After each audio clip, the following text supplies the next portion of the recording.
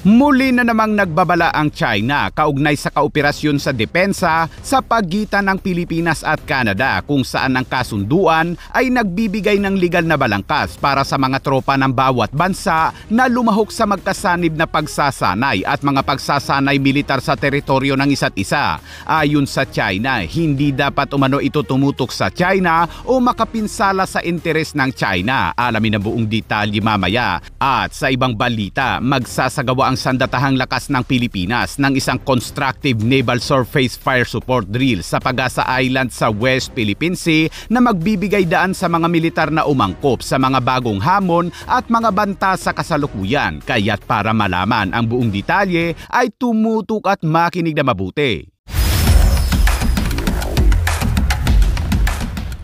Sa patuloy na tensyon sa pagitan ng Pilipinas at China, nagbabala ang China kaugnay sa kaoperasyon sa depensa sa pagitan ng mga bansa na hindi dapat idirekta laban sa sinumang ikatlong partido. Matapos pumirma ang Pilipinas at Canada ng isang bagong kasunduang militar na naglalayong palalimin ng mga magkasanib na operasyon sa Asia Pacific. Sa isang pahayag, sinabi ng tagapagsalita ng Chinese Foreign Ministry na si Mao Ning na ang China ay palaging naniniwala na ang kooperasyon sa depensa at seguridad sa pagitan ng mga bansa ay hindi dapat tumutok sa China o makapinsala umano sa interes ng China. Dagdag pa niya na ang pagpapakita ng lakas militar at pag-uudyok ng komprontasyon ay hindi nakakatulong sa kapayapaan at katatagan sa rehiyon.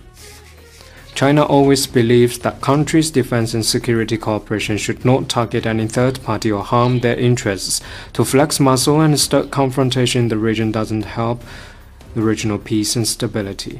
Ang kanyang mga pahayag ay kasunod ng anunsyo ng isang bagong kasunduan sa depensa sa pagitan ng Pilipinas at Canada na nilagdaan noong linggo ni nakalihim ng depensa ng Pilipinas na si Secretary Gibo Teodoro at Ministro ng Depensa ng Canada na si David McEntee. Ang kasunduan na kilala bilang Status of Visiting Forces Agreement ay nagbibigay ng legal na balangkas para sa mga tropa ng bawat bansa na lumahok sa mga magkasanib na pagsasanay at mga pagsasanay militar sa teritoryo ng isa't isa.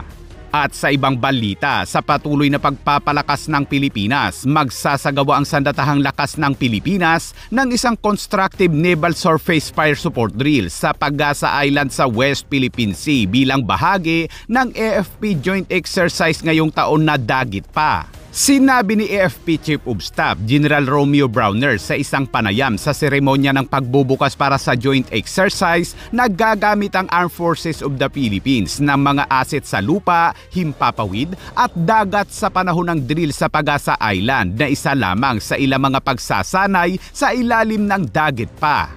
Ang ginagawa kasi natin dito sa exercise na ito, we are trying to look at all the possible scenarios and then ini-incorporate natin dito sa exercise so that we will be prepared for any eventuality. No? So lahat ng domains, in-incorporate na natin. Sinabi ng general na ang mga drill sa ilalim ng dagit pa na pinaikling dagat-langit-lupa ay magbibigay daan sa militar na umangkop sa mga bagong hamon at mga banta sa kasalukuyan. Ang pangalan niya is dagit pa, dagat-langit-lupa. But we are also incorporating the other domains of warfare like cyber, electromagnetic, information, cognitive, and even space. Itong Ajax, tayo lang ito. It's only the Armed Forces of the Philippines together with the Coast Guard, together with the Philippine National Police so that makita natin yung kung saan tayo, kung ano yung hangganan ng ating depensa. Bakit kailangan i-extend natin yung defenses natin to Pag-asa? Yung pong unang plano natin, yung unilateral defense plan, ang konsepto po natin is defense in depth. Pero ang baseline natin ay yung dun sa lupa. In other words, we're going to defend the land. But now with the comprehensive archipelagic defense concept, we are extending this to our exclusive economic zone and to the other features that we are occupying, specifically Pag-asa Island. Kasi yun yung pinakamalayo na isla na kung saan ay may mga Pilipino. That is why we have to defend really Pag-asa Island. Well, meron tayong maritime assets, may air assets tayo, and may land forces as well. Kompleto. No?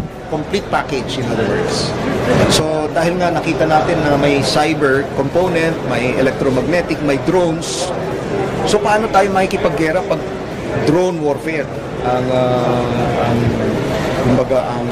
mangyayaring labanan?